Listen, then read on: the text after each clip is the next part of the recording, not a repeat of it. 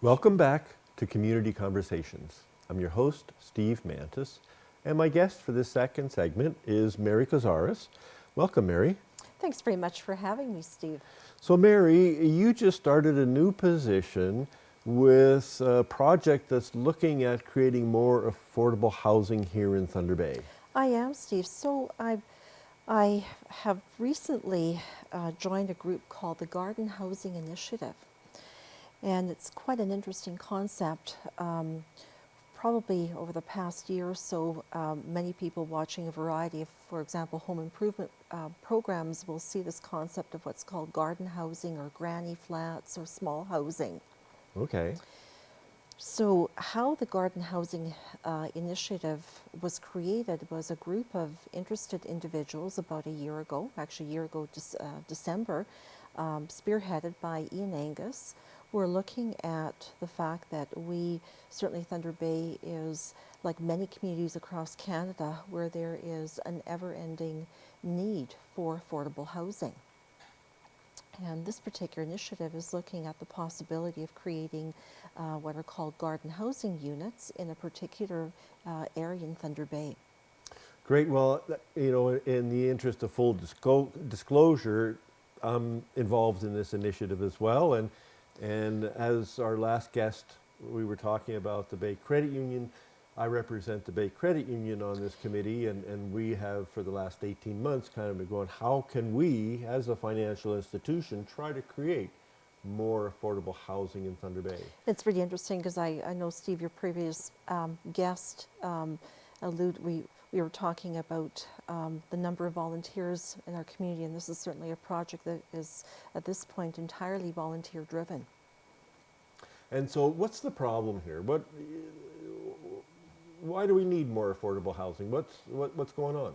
Well, when we look at the demographics, so we may have, for example, it comes to this kind of point or intersection between those people who have homes that are possibly under-occupied or over-occupied, and people who may have additional space, but not necessarily in the home, but in their yard.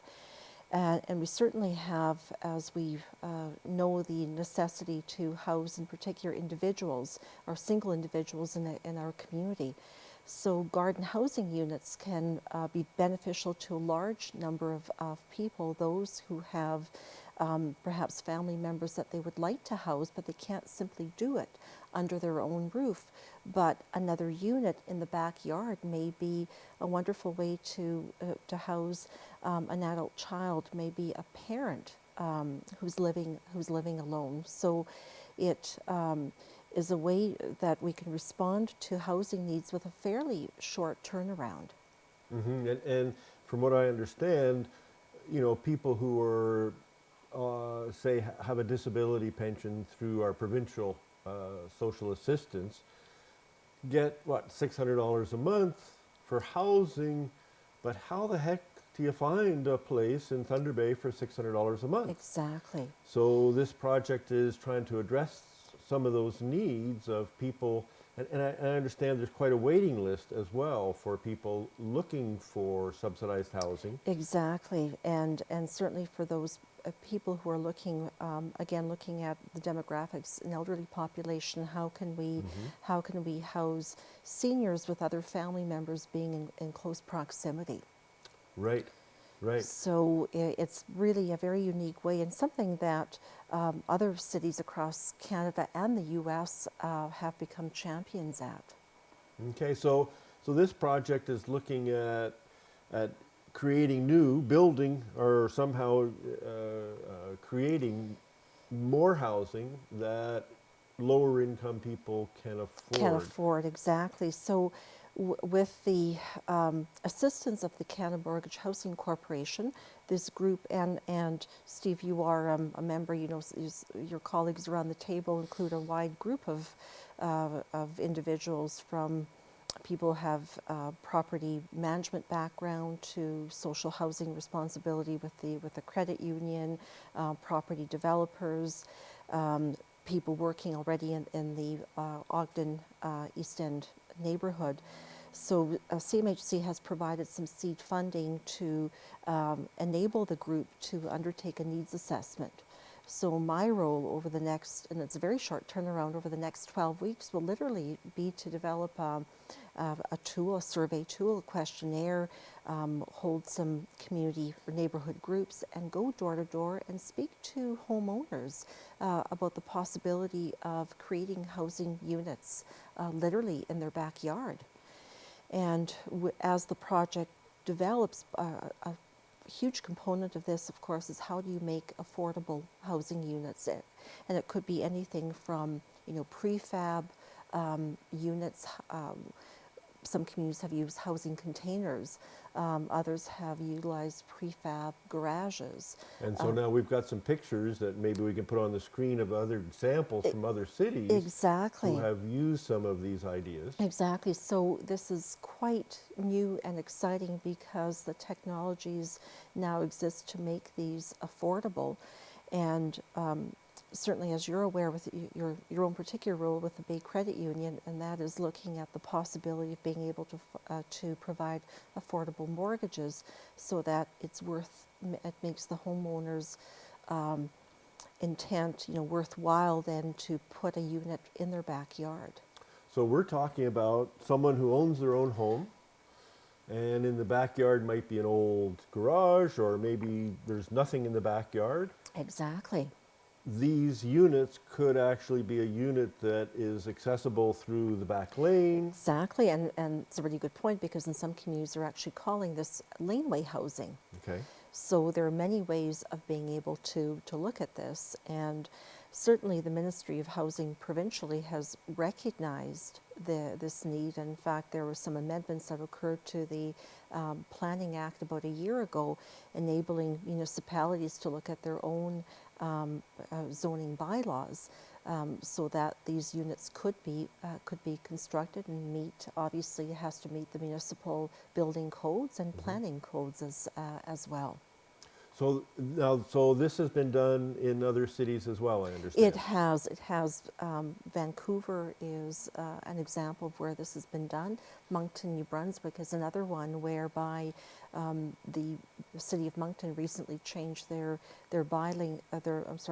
zoning bylaws to address that where not only something can be constructed in the backyard, but they were looking at taking existing garages and putting a second floor, creating a housing unit on top of an existing garage. Mm-hmm. So there's a number of different models. That could be looked at. Mm-hmm. But again, to use the adage of not putting the cart before the horse, really what we need to do is we need to, at this point, contact and be in touch with homeowners who may be interested in hosting one of these units in their backyard. So, well, tell me a little bit more. What neighborhood are we targeting here? So the committee has targeted what we would call the Ogden neighborhood. So in this particular instance, we're looking at an area, geographic area roughly bounded by Leith Street to Northern Avenue, and then Simpson to the west side of May Street.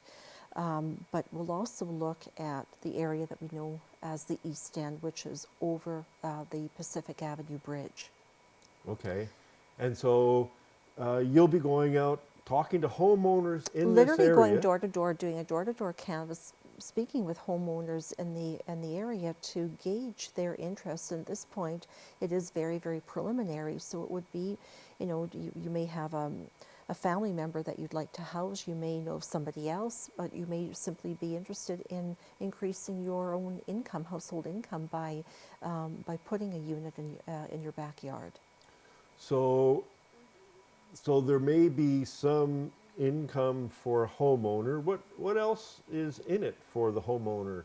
Why would someone in that neighborhood say, sure, I'd like to create another structure on my property that we would rent out? Well, certainly we know that, again, looking at some of the demographics, that there are, younger families who may have an aging parent who might be on a waiting list for another type of housing unit and may not want to be away from their family, or it may be the conversely where you have, seniors who have a home, they've been in that neighborhood for a long time, but they find that they're finding it difficult to maintain the home. So maybe by having a tenant in the backyard, it can be, really an example of mutual assistance. And maybe even, as people get older and they want to downsize, they could downsize onto their own property and rent out their bigger house their in the primary front house. to a larger family. Exactly, yeah. And so this project what are they going to do for the homeowner? How does this unfold? So the garden housing initiative is really very all-encompassing. So they're looking at not only the feasibility of having homeowners host the units, but helping the homeowners through the process. So also applying for or qualifying for a mortgage, making sure that they meet the zoning and building requirements. That other utilities can obviously be compatible with the housing units, so helping them through that application process as well as some property management. So it would really be kind of all encompassing. So if I get you right, the idea is this group that is trying to promote the affordable housing could put together a package. A homeowner could come and say, yes, I want to sign on, and there would be all the supports there in terms of what the design would be, who's going to build it, some help even with renting and managing the property, help securing the mortgage. So it makes it really easy for a person in the neighborhood to say, yes, I'd like to participate. Exactly, and certainly the group has the intent to incorporate so that other streams of funding rather become available to them as well. So if people are interested to find out more about this, how do they get in touch? They can get in touch with me, and my contact information will come up on the screen at the end of the program, or through the Lakehead Social Planning Council, which has generously agreed to host the project for the short term. So by contacting me through the Lakehead Social Planning Council as well. Okay, so if you're interested in finding out more and maybe even creating an extra space to house a family member or someone else from the community that needs good housing, please get in touch. Mary, I want to thank you so much for coming on the show today. And I want to thank all our viewers for sticking with us through this season. We're going to be taking a bit of a break over the Christmas holidays, and we'll be back to see you next year. Please keep in touch with us via our Facebook site.